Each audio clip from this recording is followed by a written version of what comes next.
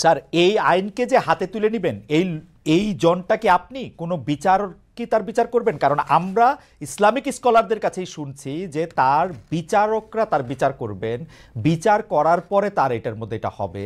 কিন্তু আপনি বলছেন আইন আপনি হাতে তুলে নেবেন, সেইটা মানে আমি আমি আমি প্রশ্নটা কি করে করবো ডক্টর আব্বাস, আমি জানি না। মানে এইটার জন্য আপনি যে ফিটেস্ট লোক এটা আপনি কিভাবে জানেন? মানে এবং আর কে আসে এরকম?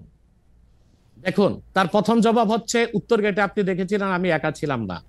উত্তর গেটে জনসমুদ্র হয়ে গিয়েছিল এবং সেখানে হেফাজতের শীর্ষ নেতা মীর ইদ্রিস নদভী সাহেব ছিলেন, অসংখ্য আলেম ওলামা ছিল। আমার ফতোয়াটা তারা সবাই সমর্থন করেছে, অতএব এই ফতোয়া আমি একা নই। আপনি যে স্কলারদের কথা বলছেন, আদৌ কি তারা স্কলার কিনা এবং জনগণের আস্থা আছে কিনা সেটা একটা দেখার বিষয়। তাহলে তো আমি বলবো আমার মত ঠিক কিনা তার যদি অন্য স্কলাররা দ্বিমত পোষণ করে, আপনার টেবিলে তাদেরকে ডাকুন, আমার সাথে ডিবেটে আসুক। আমাকে ইসলাম এই অধিকার দিয়েছে।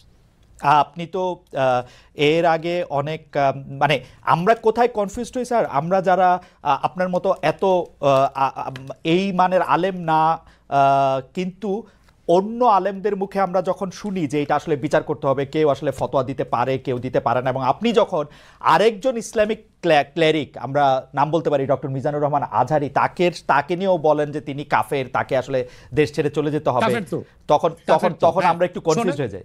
বলছি জি না, কনফিউজ হবেন কেন? আপনি যার কথা বলেছেন সে কি বলেছিল আপনি দেখেছেন তার বক্তব্যগুলো? আমি দেখেছি, কিন্তু তার শোনেন কথা শোনেন। তাকে বলুন, সে তো আমার ছাত্র, তাকে জিজ্ঞেস করুন। 2007 সালে সে আমার থেকে সবক নিয়েছে দারুন রাজাত মাদ্রাসায়। আমি তার টিচার, আমি তার শিক্ষক, এবং তার শিক্ষকরাও আমাকে শিক্ষক মানে। অতএব সে যদি দেখুন, আপনাকে পিছন থেকেই বলতে হচ্ছে, আপনি সময় দিতে হবে আমাকে। আপনি কিন্তু বসে আছেন একা, আমার কিন্তু কয়েক হাজার লোক বসে আছে আমার অপেক্ষায়, একটা শিডিউল প্রোগ্রাম আমি রেখে বসেছি আপনার এখানে। যেহেতু আপনার মাধ্যমে আমার মেসেজটা আমি অনেকের কাছে পৌঁছাতে পারবো। আপনি যে ব্যক্তির নাম নিয়েছেন, তাকে আপনি কি দিয়ে তাকে স্কলার বলবেন? লক্ষ লক্ষ লোক হলে স্কলার হয়? এটা কোনো কথা নয়। দ্বিতীয় কথা হচ্ছে সে মুফতি নয়, ফতুয়া দেবার অধিকার রাখে মুফতি। স্কলার হওয়া এক জিনিস, ওয়াইজ হওয়া এক জিনিস, মুফতি হওয়া আরেক জিনিস। আমার কথা হচ্ছে, আমি কি গ্র্যান্ড মুফতি বাংলাদেশে তা আমি বলছি না, এটা বলার অথরিটি আমার নেই, কিন্তু আমার ফতুয়াতে কলম বসাবার মতো 10টা মুফতি আপনি বের করে দেন। এখন অন্য মুফতিরা বলছে না কেন, সেটা একটা সাহসিকতার বিষয় আছে, সেটা আরো কোনো তাদের প্রতিবন্ধকতা থাকতে পারে। যেমন আপনি দেখেছেন আওয়ামী শাসনের সময় দেশের অনেক বড় বড় আলেম শেখ হাসিনার দালালি করেছে, তো তারা কি এমন কোন ফতোয়া দিবে যে সরকার বেকায়দায় পড়ে? এখন অনেক আলেম আছে যেটা বর্তমান সরকারের নির্লজ্জ সমর্থন করে যাচ্ছে, কিন্তু এই সরকার ক্ষমতা আসার পর থেকে আমি শরিয়ার কোরআন সুন্নাহর আলোকে যতটুকু সমালোচনা করা দরকার গঠনমূলক সমালোচনা করে যাচ্ছি।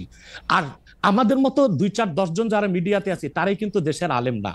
হাজার হাজার আলেম ওলামা পীর মাশায়েখ নীরবে নিভৃতে নির্জনে ইসলামের খেদমত করে যাচ্ছে, তাদের মতামতটাও দেখতে হবে। এখন যারা ফ্রন্টে চলে এসেছে, মিডিয়াতে চলে এসে সেলিব্রিটি হয়ে গেছে, তারাই কি বললো সেটা দেখার বিষয় না। এখানে তো যদি আপনি একটা প্রশ্ন আনেন যে আসলে শাতিমকে ক্ষমা পেতে পারে কিনা, বা রাষ্ট্র যদি শাতিমকে পৃষ্ঠপোষকতা দেয়, তার শাস্তি নির্ধারণ না করে, তাহলে কোনো জনগণ বিচারটা হাতে করতে পারবে কিনা? আপনি দেখুন, পৃথিবীতে যত অভ্যুত্থান ও বিপ্লব হয়েছে জনগণ আইনকে হাতে তুলে নিয়েছে। আপনি 5ই আগস্ট দেখেন, বাংলাদেশে রাষ্ট্র ক্ষমতা যে এসেছে বর্তমান সরকার, এটা গণতান্ত্রিক পদ্ধতিতে হয় নাই, ছাত্র জনতা আইনকে হাতে তুলে নিয়েছিল। এই বিপ্লবকে আপনি অবৈধ বলবেন? যে 6-7 জন সমন্বয়ক নেতৃত্ব দিয়েছে তাদেরকে কি আপনি সন্ত্রাসী বলবেন? না, কিছু করার ছিল না।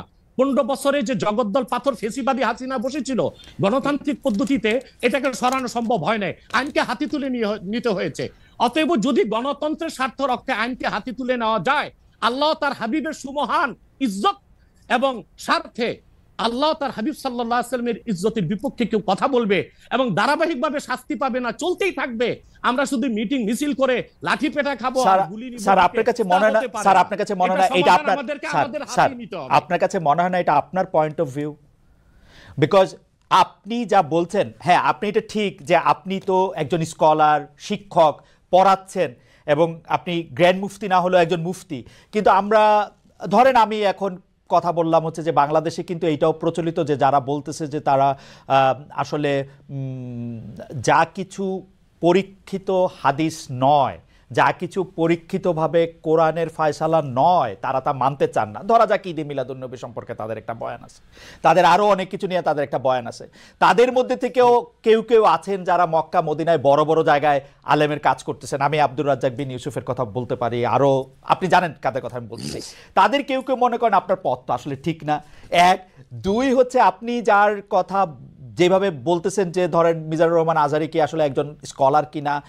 এখন কেউ কেউ তো এই প্রশ্ন তুলেছেন যে জনাব এনায়েতুল্লাহ আব্বাসীও যথেষ্ট পরিমাণে এই জায়গায় আছেন কিনা। সেই জন্য আমি জানতে চাইতেছিলাম যে আপনি যখন আইন হাতে তুলে নেওয়ার কথা বলেন স্যার, সেইটা কি আপনি কিভাবে তার যোগ্য, এবং আপনি ছাড়া আর কে আছেন এটার মধ্যে যোগ্যতার জায়গায় আর কি? আমি এখন বলছি, আমি মনে করি আমি গ্র্যান্ড মুফতি বাংলাদেশের। আচ্ছা, আপনি মনে করছেন আপনি গ্র্যান্ড মুফতি? ওকে, এবং এটা আমি চ্যালেঞ্জে। ওকে ওকে,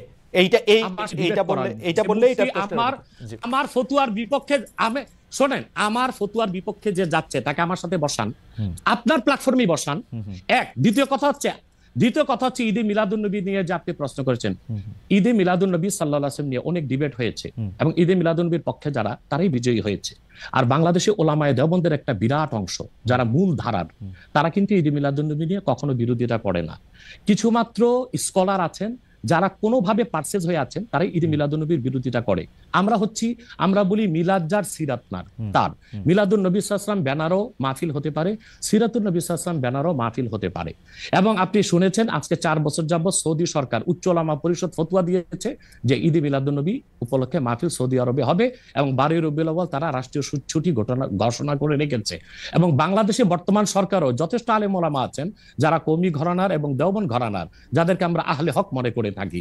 এবং আমরা মনে করি জৌনপুর, ফুরফুরা, সারসিনা, আহলে সুন্নাত, আহলে হক একই ধারাতেই চলে আসছে। তারাও কিন্তু ইসলামিক ফাউন্ডেশনের দায়িত্বে আছে এবং তারা কিন্তু এবারও ঈদে মিলাদুন্নবী ব্যানারে প্রোগ্রাম করেছে এবং আমি সেখানে অংশগ্রহণ করেছিলাম একদিন।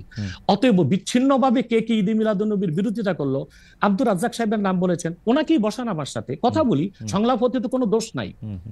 ওকে, বা আপনি আরো যাদের কথা বলেছেন তাদেরকে বসান আমাদের সাথে।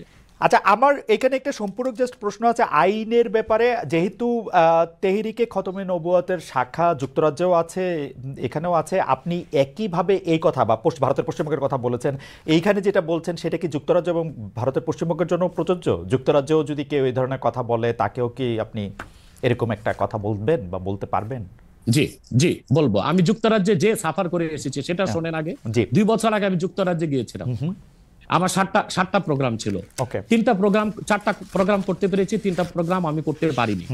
এবং সেখানে আমার বিরোধিতা করেছিল নাইজেল ফারাজ।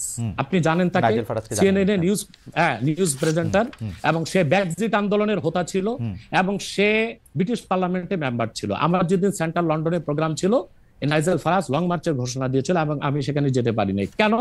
নাইজেল ফারাজ 23টা প্রতিবেদন করেছিল আমার বিপক্ষে। তার মধ্যে উল্লেখযোগ্য ছিল যে আমি মুরতাদের শাস্তি মৃত্যুদণ্ড চাই। বাট ব্রিটিশ পুলিশ আমাকে অ্যারেস্ট করেনি এবং ব্রিটিশ পুলিশ আমাকে শুধু প্রোগ্রাম করতে দেয়নি সহিংসতা বেশের জন্য।